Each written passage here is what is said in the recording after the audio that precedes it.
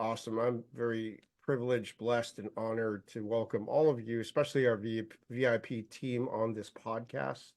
I call it a Surge Cast, and especially to Ali for being the visionary, the great leader that she is in working to really create a new platform for commercial solar, community solar, and the adoption of renewable energy across the grid. So, number one, props to her.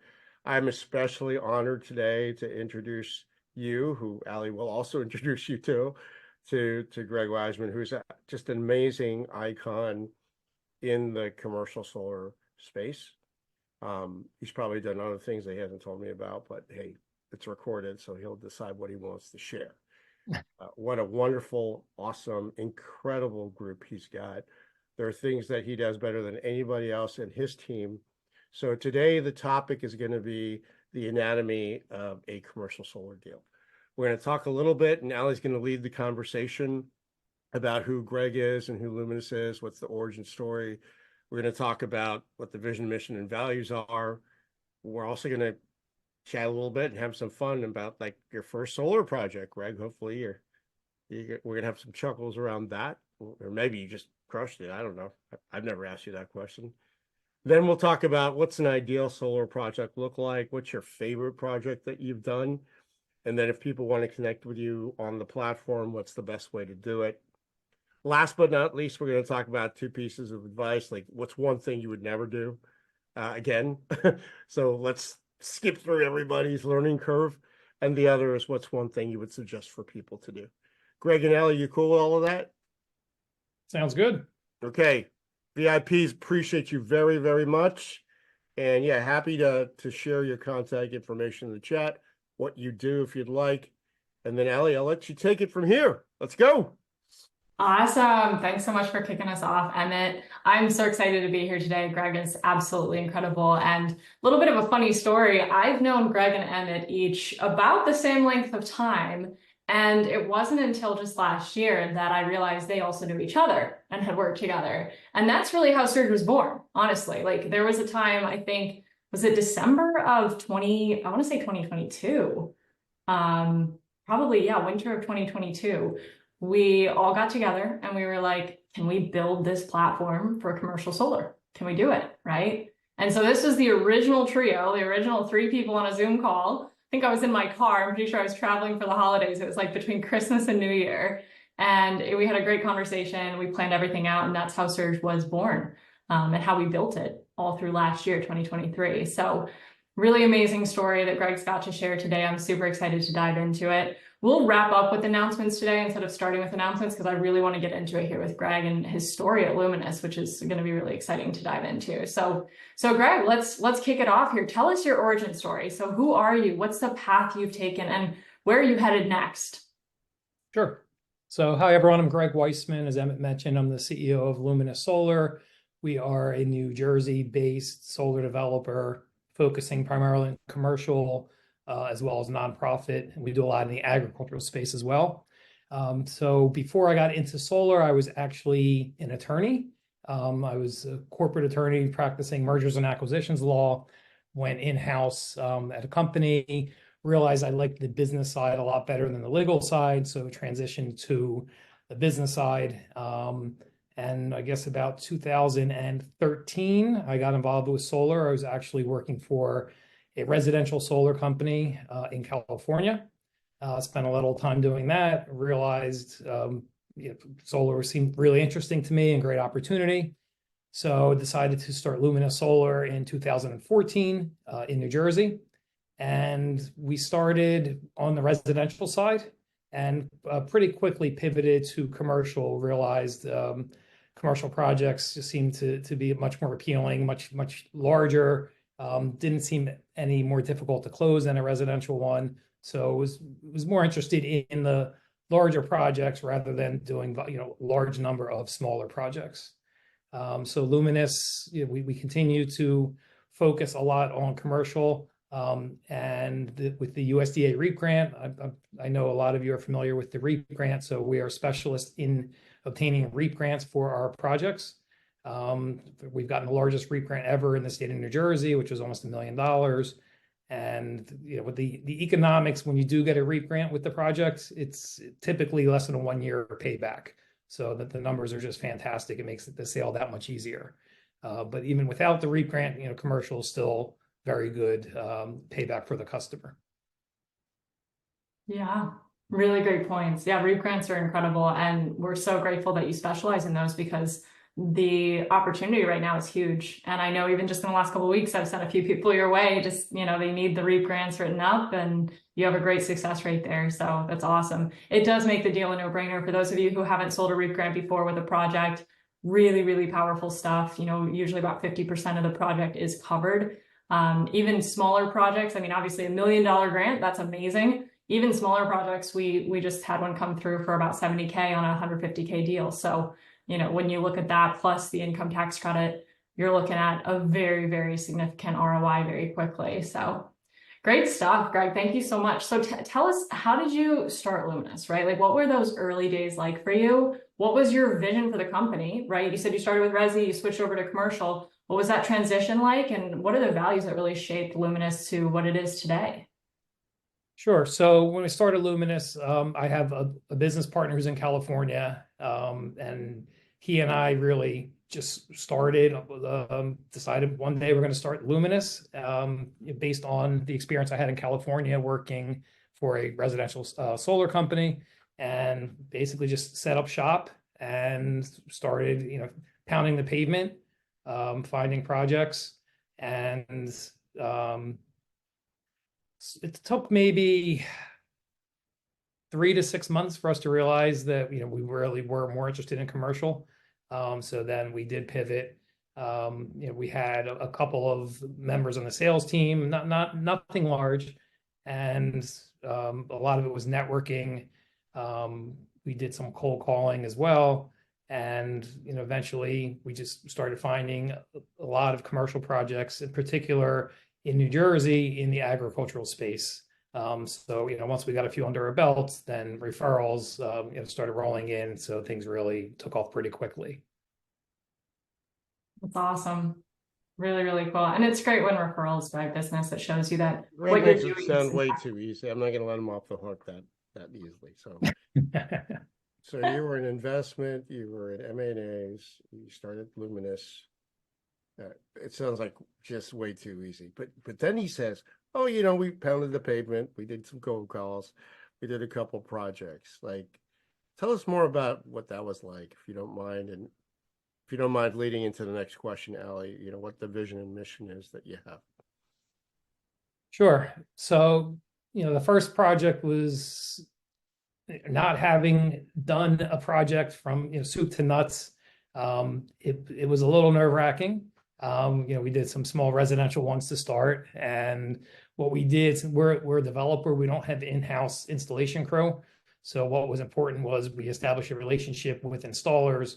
So we had done that, and it was really just doing a lot of homework on our end, and looking up what all the incentives were, and just really learning as much as possible about solar. So that really paid dividends by spending all the time getting very knowledgeable about it, and then before you know it, you're an expert in solar. And referrals, obviously very helpful.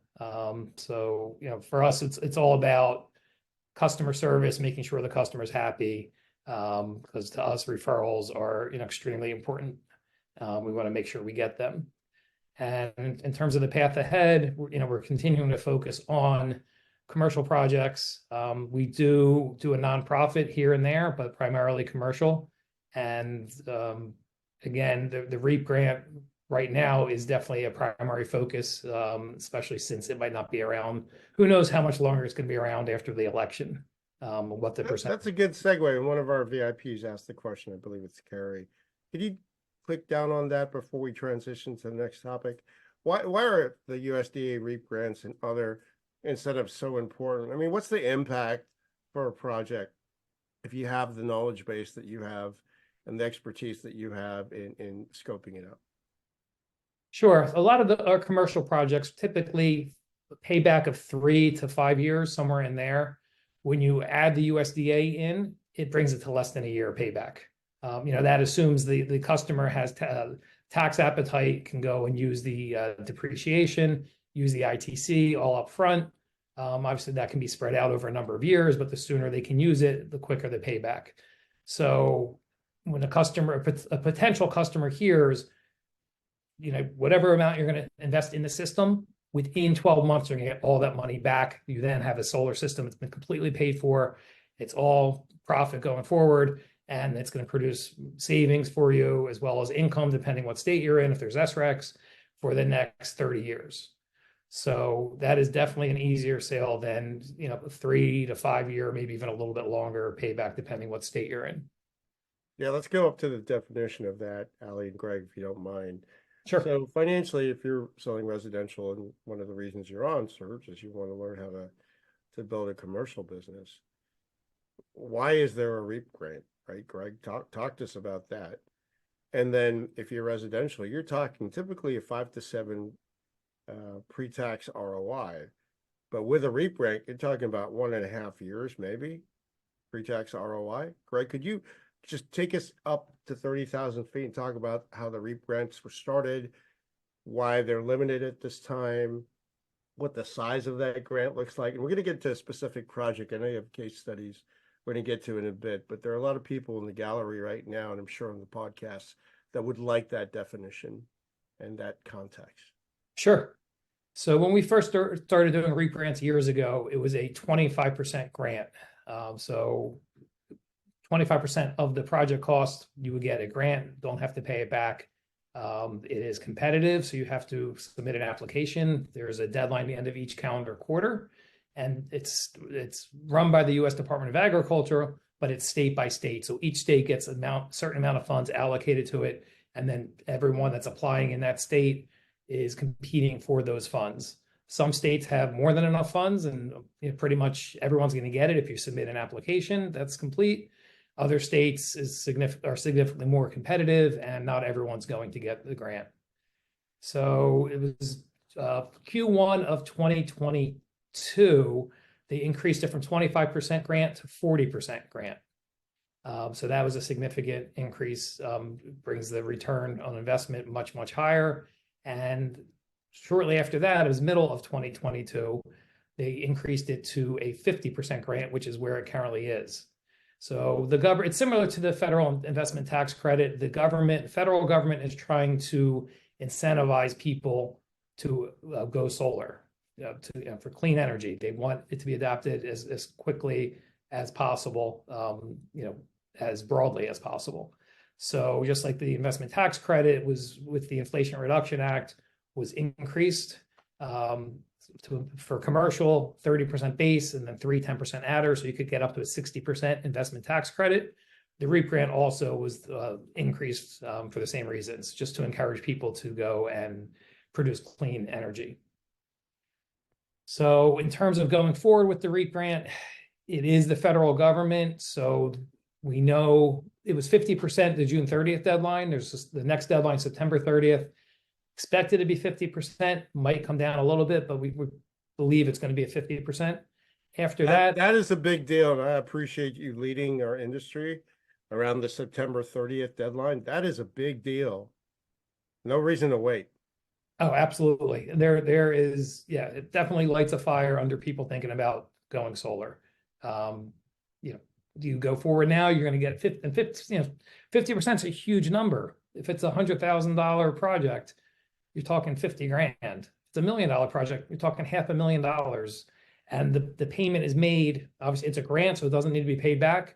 Payment is made within a few months after the system's up and running. Okay, so let's pause there, because I don't think everybody understands that. I mean that with due respect. It's a grant. You don't have to pay it back. It's our tax dollars at work that are helping build infrastructure in our amazing country. So you get the money. You get the money in year one. I mean, pretty quickly, right, Greg?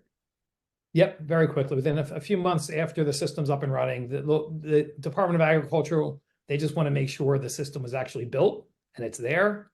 And once they see that, after a few months, they'll go and pay the money to the customer. Yeah, if you want to learn more, again, Greg's going to put his information on here. There are a bunch of VIPs that are already experts at this. Think about that, folks. September 30th should be on everybody's calendar, in my opinion. Yep, And if you've already absolutely. pitched people, pitch them back to Surge, pitch them back to Greg and Luminous. Yep. If you haven't, think about whom. These are our tax dollars. And with And September, the thing is, sorry, Greg, the thing is that I know that Greg and Allie, we have people on the team that are professional grant writers, right, Greg? yes, yep, Okay. absolutely. Talk about that. So yeah, so we at Luminous, we have grant writers. We, if we sell a project ourselves, we do the grant application for the customer. We also provide a service to other solar companies around the country that for their projects, we will do the grant writing as well. Our success rate is over 90%, probably about 95%. You're so all shucks about stuff like that, man. I'm sorry, I got to build you up a little bit. 90% approval rate on grants. Wow.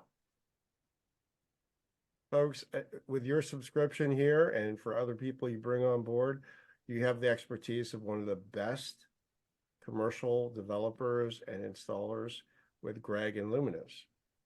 His information's on chat. His information is in Surge. Have his grant writers go to work for you, right? Go for it. And speaking of the September 30th deadline, the application is quite extensive. So we like to have at least a month. So really an August 31st deadline to work on the application. So we like that project signed up by August 31st, and then we have the month to do the grant application. We've done them much quicker than that, but that is our goal, is to have a month. We like to do the application, then we meet with the USDA to go through the application, make sure nothing's missing. That's pretty good based on my 20 years of experience. So basically, it's not September 30th. It's like August 15th, right? I mean, come on, folks. We only have a couple more weeks if you're really serious about taking advantage of this. This won't be around forever. Allie, back to you. Well, and let me add one more thing. In terms of, for the REAP grant, in terms of eligibility, I mean, we tell our sales team, primarily focus on projects that would be eligible for the grant. So what projects are eligible for the grant? Any agricultural producer, so any farmer basically is going to be eligible, no matter where they're located in the country.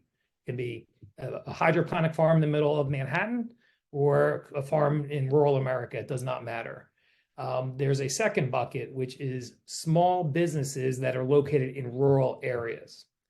So we tell our sales team, go and focus on those two buckets for projects, because again, it's going to be much easier to close a deal when you show a customer less than a year payback versus maybe a 5-year payback.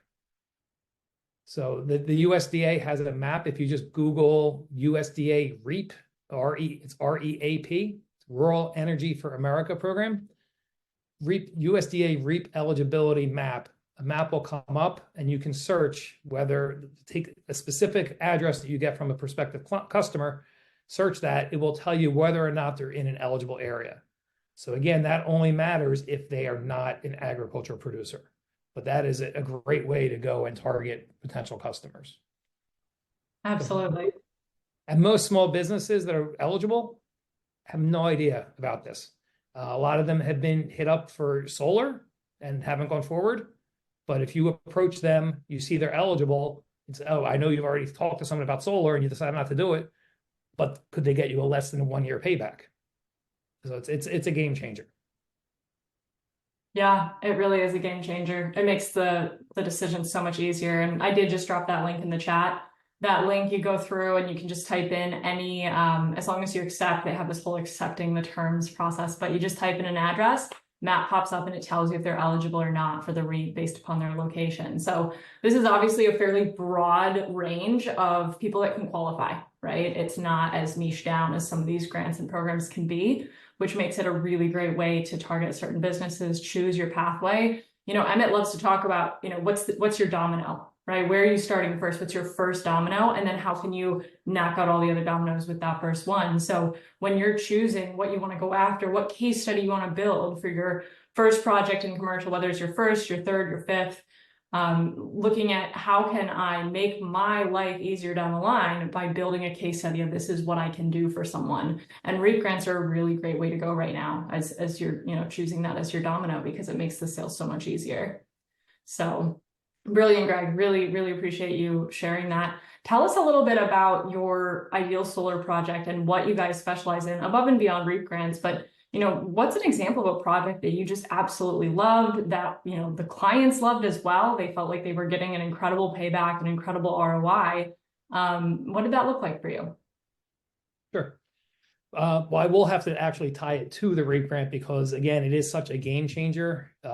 It makes all the difference in the world to have that REAP grant there. So the project that we're doing in New Jersey right now, actually, that we received, it was about $960,000 REAP grant for a farm. It's about a 1 megawatt project.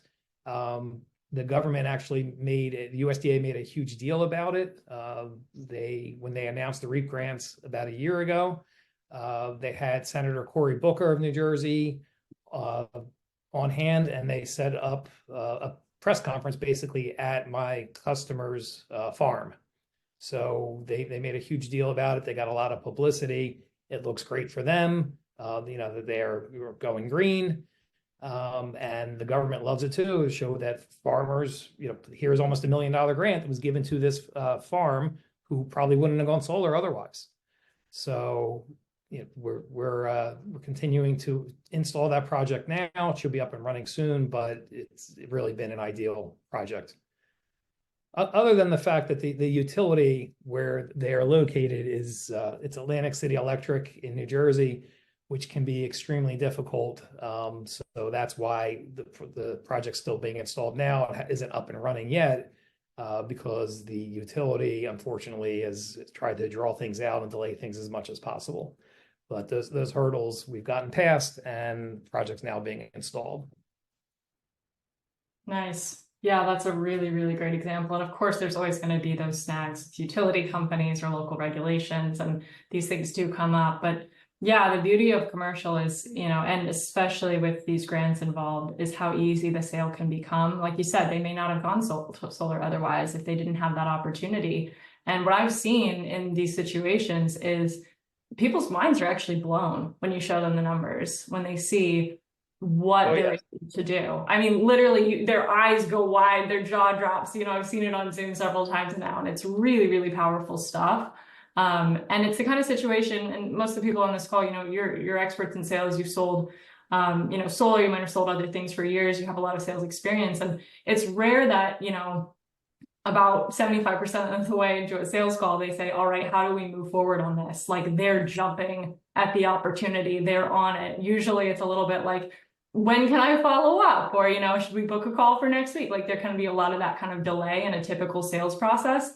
But the beauty of commercial is it can be such a no-brainer deal that by the time you've shown them the numbers, they're like, where do I sign, right? Like, what documents do you need from me? How do I get the application in there? So yeah, really, really great points, Greg. And I appreciate you sharing the anatomy of a project, because that's what a lot of people here are looking for, is like, what is a successful commercial deal? What isn't? What's not going to work? And at this point, we have, I think, 27 or 28 projects in the pipeline on Surge, and many of them have moved forward and some of them are stagnating. So I'm curious if you could speak a little bit to that concept of, the types of projects that are winners, the types of projects that are going to move, the types of projects that you would just jump at that opportunity. If you saw a deal come into Surge, you're going to say, I'm on it, I'm interested, I'm signing, and I'm creating a proposal right away. Yep, absolutely.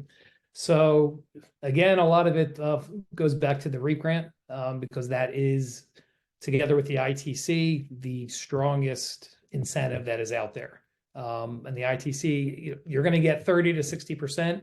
When you add depreciation on top of that, it depends on what tax rate the customer is, but you're probably at 50 something to 80 some percent. Then you add a 50% REAP grant on top of that. The entire project cost is paid for by those incentives in the first year.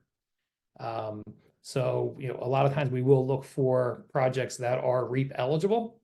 And in addition to that, it's also depends on what geography, what state the project is in. So what state incentives apply. So you have some states that have really strong SRECs like Maryland and New Jersey. That can definitely make a big impact on the economics. And then also how much are people paying for electric? So, states where electricity rates are very high, the savings are that much better than states where power prices are pretty low. But even in states where there are no state incentives and the electric prices are very low, if you do get a REAP grant in there, it's going to be less than a 1-year payback. So, that really is the primary focus right now on commercial projects. Yeah, great points. And I hope this is inspiration for everybody who's here on this call, right? And I know a lot of the people, just looking at the list of participants today, you guys have deals in the pipeline. You've been putting your projects into Surge, and some of you are still getting started, or maybe you're new here. We have a lot of new faces here, which is really exciting. So, thinking about where you want to start, what you want to go after, this is really great stuff. And if you haven't seen the training from 2 weeks ago before the holiday, so our last training with Mike Laser, the guy who hopped on Surge and put his first 7 deals in about 2 weeks. It's a really great training on, how to generate leads, how to go out there and talk to businesses, how to get the bills, and what to look for when you're actually prospecting and trying to figure out who you want to pursue. So that's really great information. Ali, let me add one other thing just on the REAP grants. One thing a lot of people also don't realize with REAP grants, you have to be a small business or an agricultural producer to get the grant. Nonprofits, believe it or not, nonprofits, obviously they don't fit under either of those categories, but nonprofits are eligible if they're in a rural area for a REAP grant. And the reason they're eligible is because you can structure around that. You can go and, I don't know if everyone's familiar with a PPA, a third-party PPA, power purchase agreement. So you'd have a third party own the solar and then sell the power to the nonprofit at a discounted rate from what they're paying the utility. So indirectly, the nonprofit benefits, and then the third party is seen by the USDA as a small business. So that third party, they're in the business of selling electricity to the nonprofit. So that third party, if the project is in a rural area, would be eligible for a REAP grant. So just something else to keep in mind if you have a nonprofit that's in a rural area. Really great point. Yeah, and I'm seeing a lot of questions come in here about eligibility, whether a business would qualify or not. And that link, that eligibility dot a bunch of things, USDA.gov, I won't try to repeat it. I'm going to drop it once more in the chat. That's a really great way to search for the address you're looking at putting in solar on. The main thing with the location issue is just that it should be in an area that's under 50,000 population. That's what defines a rural area. And that's your starting point, because if that's not true, then none of the other things are going to be true. And then obviously agricultural businesses, those are pretty straightforward, as long as they're growing something and producing agriculturally. So that link's in the chat again. So Greg, if people want to connect with you, they want to work with you, obviously you're on Surge, and everyone here, I believe so far is on Surge as well. How can people best connect with you, and how should they engage with you through the platform? Yeah, no, absolutely. Obviously, yeah, if you have projects on the platform, we do take a look at all the projects there, and we'll reach out to, we'll submit a bid on projects that we're very interested in. Anyone can feel free to email. We're happy to answer questions, and we're just looking to get as much solar installed as possible and get as quick of a return for customers as possible. Awesome. Yeah, I'm going to drop your information in the chat here so people can connect, check out your website, luminoussolar.com, and also your email as well so people can get in touch. So I'm curious, for everyone here today, we have a really great big group here today. I think everyone's hungry for some insights from somebody as experienced as you. What would be your advice? 1 or 2 pieces of advice, what to do and what not to do when it comes to selling commercial solar for people who are maybe new here, maybe new to the commercial space, maybe they've only been in resi, they're trying to get things going. What should they do and what should they avoid? Sure. So what I recommend that everyone does is just get out there. Use these tools that are available to you. Again, focusing on the REAP grant, find areas that are eligible. take the initiative, whether it's cold calling, stopping by a business and talking to them about solar. And, as soon as you say, would you be interested in getting all your payback of less than 1 year for an asset that you're going to have for 30 years? It's going to save you money for, 3 decades. Most of them are going to be very interested. All you have to do is give me a copy of a recent electric bill. We can go put together a full solar analysis and show you the numbers. So it's really just, you're going to get a lot of no's, but you're also going to get a lot of yeses. So it's don't get discouraged. Just get out there, pound the pavement, hit as many businesses as you can. We've done a lot with gas. We've done a lot with gas stations. I wake up looking for rejection. Greg, I love that attitude. And folks, I know It's lot a of numbers game. Team. If I don't get rejected like 50 times a day, I didn't do my job, right? Exactly. Go for it. Now, one of the ways to not get rejected is if you look at Greg's website, he's got wonderful case studies. So I would encourage people to study what Greg and his team have done. And if there's a particular case study that resonates with you, work with Ali, work with Greg, work with the people on the platform and say, okay, how do I domino 10 churches? How do I domino 20 USDA grants in the next 2 months, right? Is really have that in your toolkit. Having done commercial for 20 years, once you do a deal, you just show what you did for another church and they go, I want that too. A golf course, I don't even golf. Same thing. I want that too. Greg, Ali, you've done commercial for a while as well. Hey, did you see what we did here? So please study the website, study the case studies, create your plan, work with an accountability partner.